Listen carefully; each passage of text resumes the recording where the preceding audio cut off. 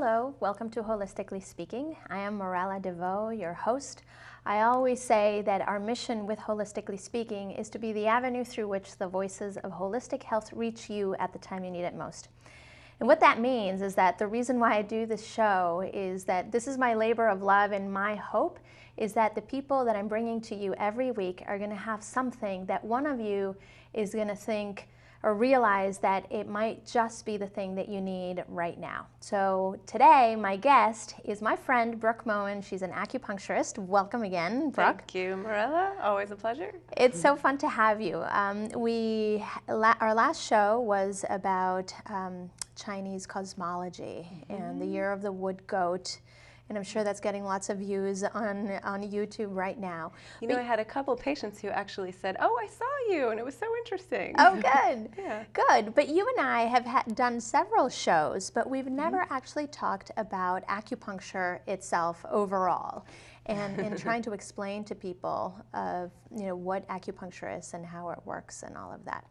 So let's get started from just the foundation. Can you explain for our viewers what acupuncture essentially means and does? Yeah, well, I think probably I should start by talking a little bit about why I would be the one to talk about this, what my background is, and where exactly acupuncture comes from. I am what you would call a physician of Chinese medicine, and most people know that as the modalities of acupuncture and herbal prescription. We also do a lot of food and dietary consulting. But yeah, I think the important thing to talk about is acupuncture, because that's the thing people are really getting familiar with and can really easily help a lot of people. Yeah.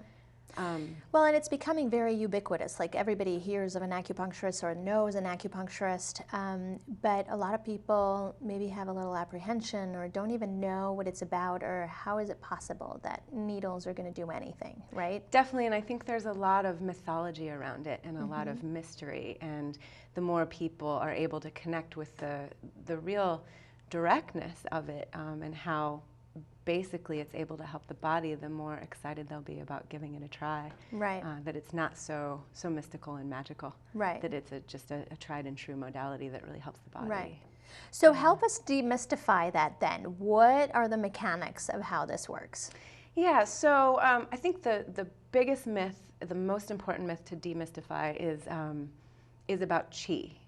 People have most people at this point have heard the term qi and have had it defined as this invisible and mysterious substance that travels around the body in these invisible tubes, and that acupuncturists put needles in and it manipulates this substance.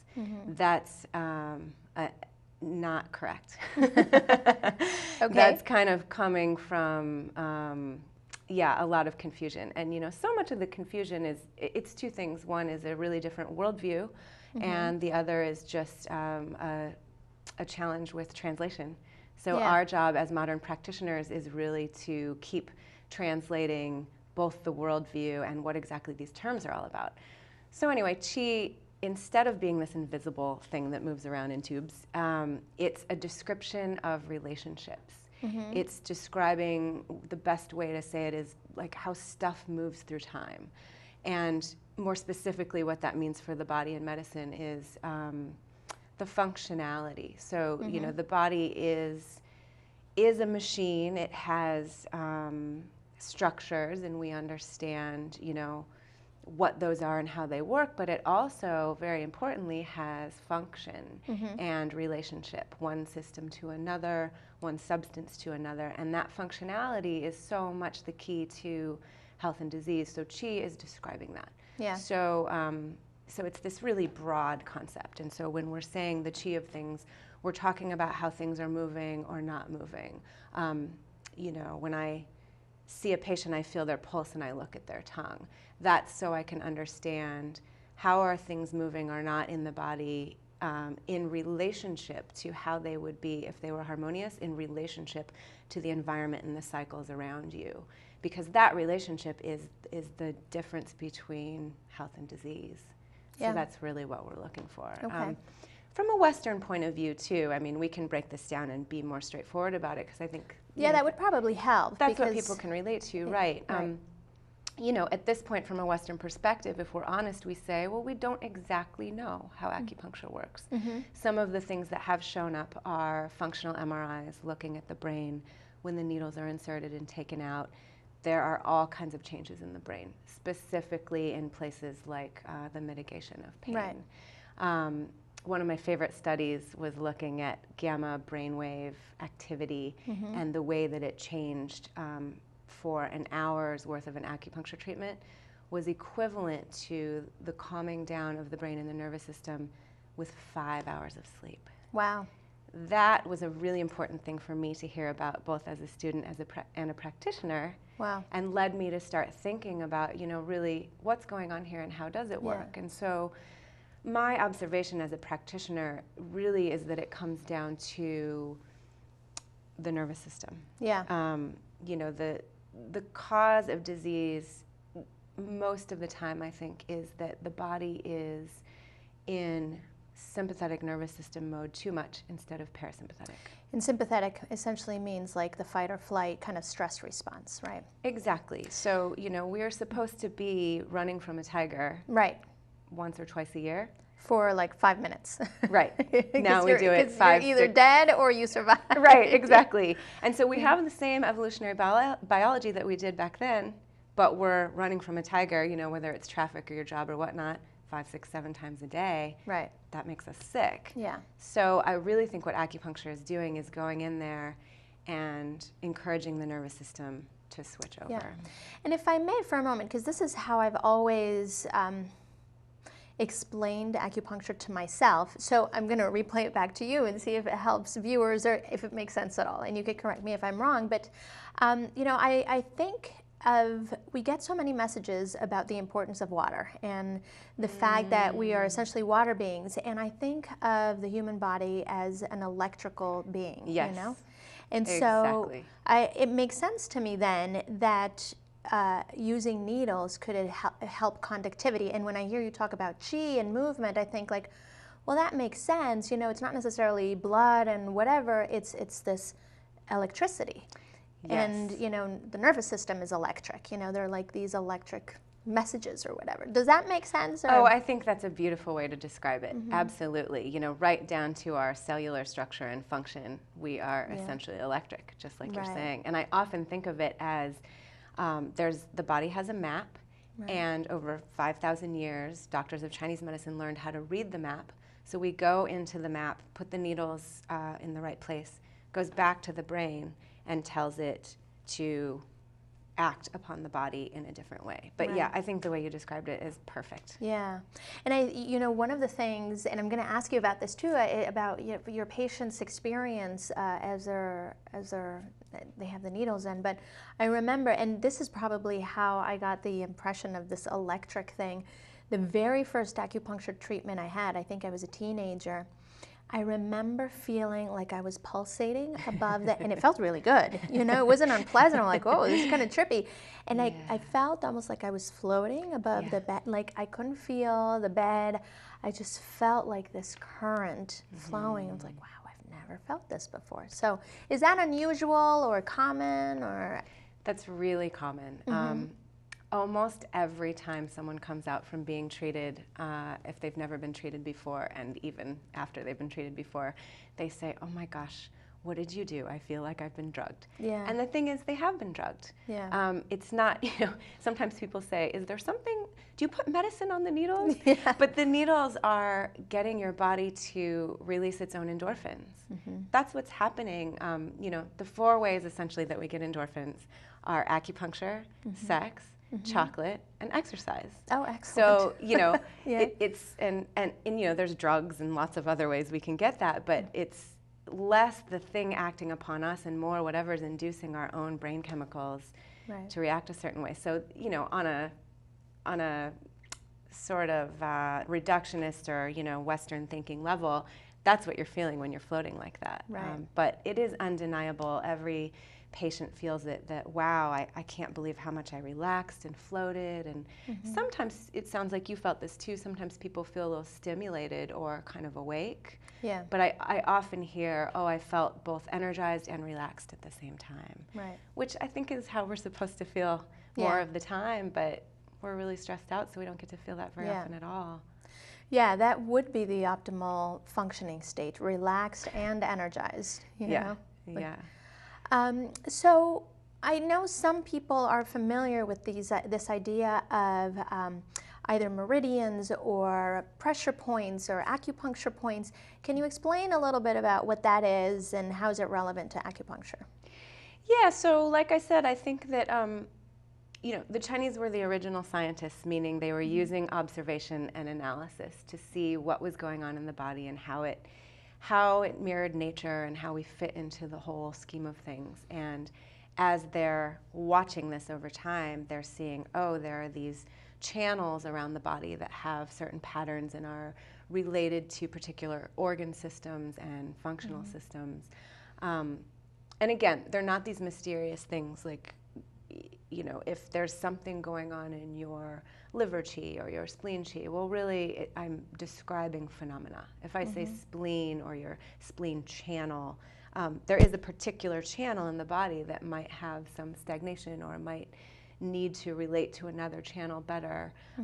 But what I'm really talking about is this bigger idea of, say, the transformation and transportation function in the body. That might mean digestion, or it might mean a bigger sense of digestion, how you're digesting your life or stress or worry, for instance.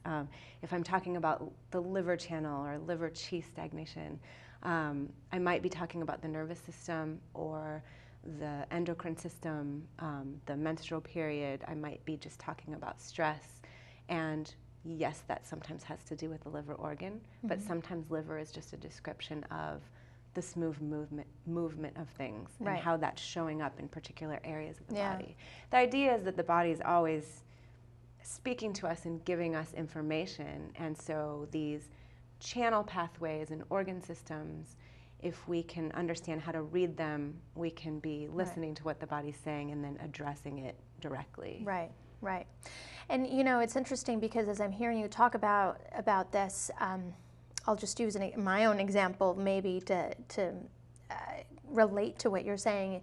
You know, like the liver energy, not necessarily meaning that it's like just the liver or at the liver, that it could be somewhere else. Or, you know, I think of, oh, well, that's what my acne was about. You know, it was about my stagnant liver, you know, so there wasn't necessarily, I'm sure if I had gotten acupuncture for my acne, it wasn't necessarily about the acne point, right? But probably liver stagnation, you know, colon, maybe my colon was backed up and everything's coming out through. Does that help to illustrate? Yeah. Totally. You know, pattern recognition and differential diagnosis is what we call that. And that's what makes Chinese medicine so complex and also so effective. Yeah. I recently went to this seminar at Fletcher Allen, and it was an integrative medicine thing, and they presented a case and then had an MD talk about it and then an acupuncturist talk about it. It was really cool, and it reminded me, listening to them and watching, oh right, that's both the blessing and the curse of our medicine, is that we can get really detailed and sort of make a diagnosis that, you know, a lot of times Western medicine throws up their hands because they're kind of limited. It either fits into this box or it doesn't. And we can go, well, it might be this pattern or this pattern or this pattern, and we have points and herbs to treat each of those. But it takes a lot of discernment on the part of the practitioner to make sure you're getting the diagnosis right. But when you do, it treats it beautifully, and it's so powerful. I'm just amazed every time. Yeah. And so you probably also ask lots of questions, I would imagine. Oh yeah, the initial intake is about an hour and a half, and we, you know, people might come in for a bum knee, but I'm asking them about their family and their emotions and their digestion, and you know, looking for patterns is really the key. Yeah.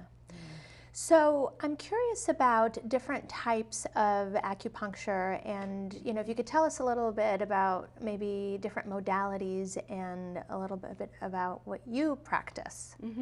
Well, as you can imagine, when a system has been around for so long, it ends up having subsystems and different schools of thought and that kind of thing. So it really runs the gamut. I mean, most people will basically encounter two kinds of practitioners, either a TCM, which is traditional Chinese medicine, which is what I do, or 5-element acupuncturists. And we have a fair amount of those in Burlington and in Vermont, actually an unusual amount here, much more than I encountered in California. I have heard of it. Yeah. And I mean, basically 5-element tends to be a little more esoteric, and TCM is a little more like what they practice in the hospitals in China. Okay. There's amazing parts to both, and I would tell someone, try both, see what you think. I would love to study 5-element. I'd probably do it if I hadn't spent enough time and money and energy on school.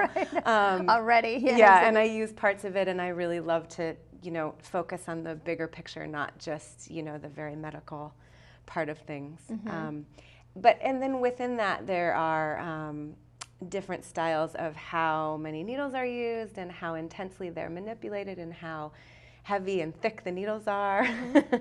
And I've tried different ways, and I've kind of come up with something in the middle. I apprenticed with someone in Berkeley, California, who was very traditional. He used big, thick needles and lots of stimulation and only a few needles, and it hurt a lot. And it's really what's done in China and very traditional.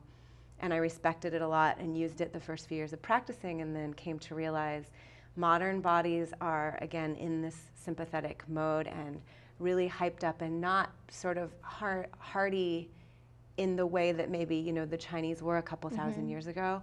So it's really not appropriate. I felt like I'm just hurting people more than I need to. Right. So then I tried out using very, very tiny needles, very little stimulation, and with some people that was appropriate, but also wasn't necessarily getting the results that I wanted. So I've come to something sort of in the middle. Yeah. And again, the heart of Chinese medicine is that each patient is different and needs what they need. And so my job is always really listening and watching for that, and then treating appropriately. And what about, there's like almost like a tar kind of charcoal-y thing that you burn and heat that, what's it called? Moxabustion. Okay. Yeah. Moxabustion. What does that do? Do you use it, and what does it do? It seems so weird. Yeah, it does seem weird. It's very foreign to Can you describe it so that people know what we're talking about? Yes, so I should say these words like acupuncture and moxabustion are very mysterious because I think they're actually Japanese words to describe these modalities, because there wasn't such a good direct translation from the Chinese characters. Okay. But moxabustion is a modality of using an herb called mugwort and putting it on different points in various ways. It can be done in a box, it can be done on the end of the needle, it can be directly on the skin and whisked off before it burns you. But mugwort was chosen because out of probably 500 or 600 herbs in our pharmacopoeia, doctors used different ones and tried them, and this one had the most profoundly penetrating quality. It really penetrates like a needle, but without the invasiveness, and it's considered very tonifying or building. For instance, some studies have shown that it will boost T-cell activity. Interesting. So wonderful for things like, chemotherapy support. Right. People are put off by it because it's weird. It smells like pot. Yeah. And you're burning stuff over the body, and again, it seems very like get the demons out. But really, that's not what's going on. It's just another modality for accessing the qi. So that's interesting, because I had never realized that it was essentially a delivery of an herb, of a medicinal herb. Absolutely. In a very targeted way, it seems. Yeah, and again, if we were in China, we would be working in hospitals and doing all kinds of things with herb, compresses and injections, and definitely formulas that you drink. But we just don't have as much access to that here, and even less in Vermont. We're primary care providers in California, so we have a little more, but still a lot of educating to do. Right. And a lot of us just getting, used to using it and explaining it, and I've been a little reticent because people smell it right away and, oh, what's that? Right. But it's really effective, so Yeah. we should be more confident in using it. Right. And maybe they step in for the first time and it's like, oh, it smells like pot in here. I don't think I'm gonna. Yeah, So hippie funny. acupuncturist. Yeah, hippie. I do send people home with moxa and teach them how to use it, so they have something to carry them through from one appointment to the next. Gotcha. Yeah. So I'm wanting to illustrate for some of the people who might be watching this and not maybe making a connection between what they might be experiencing and acupuncture. They might not even think that acupuncture could help. So what are some of the different conditions or patterns or symptoms that maybe you see, and maybe what are some of the unusual ones that people wouldn't think of? Yeah, that's a great question, because most people only seek me out for pain. And then we start to see, oh, there's all kinds of other things we can address. Well, again, what we're doing is essentially comprehensive and internal medicine, because we're creating blood flow and endorphins and boosting the immune system, mitigating pain. And so most health issues that we experience need those things. But I'd say by and large what I treat honestly is stress, in whatever ways it manifests. And for most people that's insomnia, anxiety, depression, headaches, lots of hormonal issues for women, whether it's, menstrual cycle things or fertility or menopause. Men will often come in for, different injuries or pain in the body, but end up getting help for allergies, digestive issues, very effective for digestive issues. Yeah, I think those are probably the most common things. And then the things that people don't know about as much, but I love to treat, are, again, a little bit more on the mental and emotional and kind of esoteric level, sort of, PTSD and that kind of thing. I've had great success with vets and people who sort of get stuck in a certain place in their life on lots of different levels, and they've done therapy and this and that, but we kind of need to get in the body to shake it loose. And acupuncture's been so interesting and amazing for doing that kind of work. Yeah, I can imagine.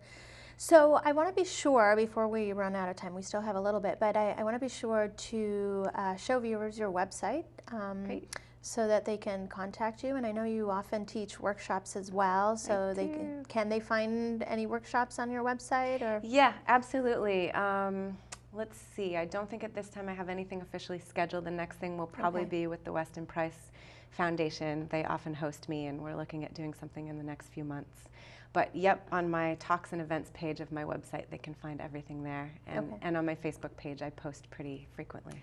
And so this is your website. It's brookemoenacupuncture.com. And so both to find out where you are and schedule a consultation, or find out about your workshops with the Weston Price Foundation or other workshops that you may be coming up, that's how to find you, right? Yes, absolutely. So in the closing few minutes, I mean, we have a few. Do you have any stories, like your favorite stories of success, of, wow, this person really had a shift, or what would you share with us? Yeah, I think recently I had someone send me a testimonial that just made me cry like a baby. Because he came in for a running injury and was devastated, went from being a big runner to not being able to walk without pain.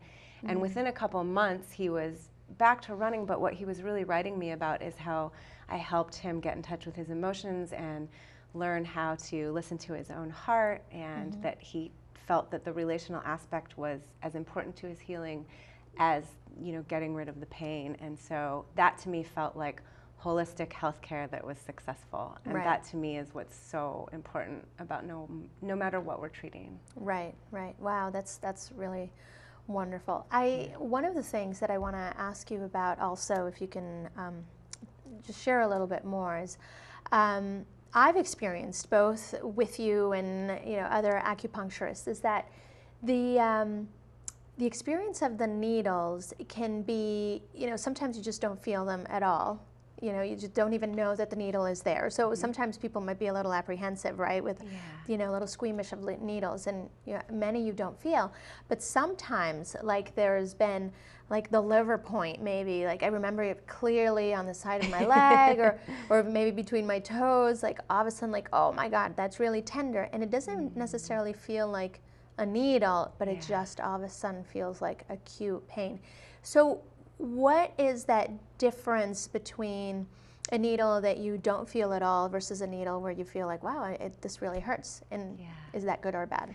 Yeah, well, what people should know is how teeny tiny these needles are. 13 of them fit in the head of a hypodermic. Wow. And they're, you know, very flexible. And often when I show people that, they can't believe that such a strong sensation can come from such a tiny thing. Mm-hmm. So what is that telling us? There's something going on in those channels Mm-hmm. that's way beyond a tiny little pinprick. Because as you said, sometimes you don't even feel it at all. Right.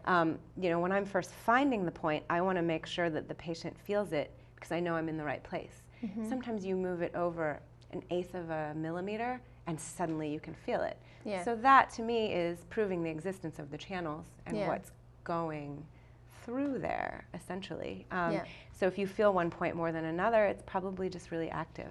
And within a treatment, you know, it's said that the chi cycles every 28 minutes through all of the channels. Mm-hmm. So sometimes people will find that one lights up and then another lights up. Yeah. It probably has something to do with that. So what does it mean when it hurts? Or like I've had the experience of feeling a needle almost as if I'm getting a hive at the side of the needle, like it gets Yeah. itchy, like almost a histamine reaction. Yeah. So what does it mean when it hurts or it's you get that itchiness or? I see that as heightened activity in that Mhm. particular point in that channel. I remember asking my teacher who I apprenticed with about it when I was first in practice, and I had a woman, you know, have a big swelling on her hand, and he said, just a lot of chi gathered there. That was sort of the best explanation for it. Right. And you know, again, I just think of it as heightened activity, sort of, you know, how you get sweaty and sort of all the hair on your neck stands up after an Right. exercise class or that kind Right. of thing. I think that's the best way to think of it. And does it tend to dissipate with a needle Oh, while it's there? absolutely. It hardly ever, you know, the biggest thing that ever happens is that someone will get a little bruise. Right. That's, you know, really the extent of any damage that ever happens. So incredibly safe modality. But I do also know from working with you or coming to see you that if something is feeling really tender and really sore, you just take the needle out. It's like, okay, no point to torturing you. Oh, absolutely. Yeah, no need to traumatize people. It's Yeah. not necessary. Yeah. Not part of healing. Yeah. And do you experience that the majority of people fall asleep? Because that's what always, it doesn't happen to me with every acupuncturist, but in your case, every time I went to see you, I would have the best nap ever. Yeah. Is it because of how you practice? I wonder, you know, what I've been noticing lately is that almost every patient says, I swear you drugged me. Yeah. And I've been kind of asking colleagues, does that happen to you? And I'm not sure. I'm not sure if that's, you know, specific to me. I think of it as a good sign that we reached the relaxation point and that's the goal. I remember feeling wonderful, you know, in treatment with you. And I'm sitting here like, so glad. I need to go again. I need to come and get regular again. I'm so glad to hear that. Yeah, that's great. So any final words for our viewers? Anything that you think they need to know? Just that, you know, if people are curious but apprehensive, they should just call me because it's really nice to have a conversation about it. I think it takes, the, like I said, the mystery out of it. Right. Oh, and I guess I should say a really wonderful thing about Vermont is that a lot of insurance covers acupuncture. Cool. So that's a great thing for people to know. That A lot is of really people good to don't know. know that their insurance covers it. Right. So worth looking into. That's really good to know. Yeah. So there you have it. I have to say I'm not a fan of needles at all, but the acupuncture needles are really not noticeable for the most part, unless, like Brooke said, it's a point that's particularly active. For headaches, for pain, for digestive disorders, infertility, hormone issues, all sorts of things, stress, anxiety, depression. We are energetic beings. We are electrical beings. So check out acupuncture. It might just be the thing you need. So thank you, Brooke, for joining me. Thank you so much. It was, as always, fun. such a pleasure to have you. Lots to talk about. Wonderful seeing you. Take care.